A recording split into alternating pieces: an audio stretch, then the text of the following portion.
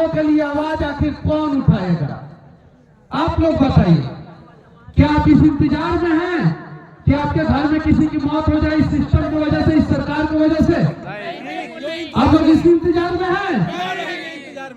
बताइए क्या दोस्त था इनका? मनीष भैया, लेकिन हम बेल पे हैं, हम बेल पे हैं। बाकी कहानी जो है वो राकेश भाई बताएंगे कि इनके साथ क्या हुआ था, कैसे हुआ था, और आज जो है कोर्ट ने इनको बाइज्जत बरी कर दिया। बताइए।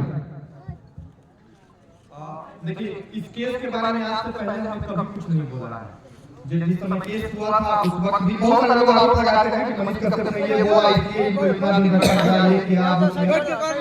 लेकिन हम आज तक इस केस के बारे में कुछ नहीं बोले थे। अरेस्ट होने के बाद भी, जेल से निकलने के बाद भी, और आज बोल रहे हैं, पूरी कहानी बता रहे हैं। सुनने के लिए तैयार है ना? 5 मिनट का समय लेंगे, समझे?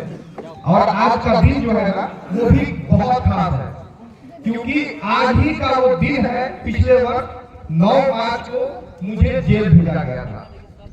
आज के दिन ही मुझे जेल भेजा गया था, और मेरे घर की स्थिति क्या है वो मैं बताता हूं। मेरे पापा को महावीर कैंसर संस्थान से मैंने पटना नहीं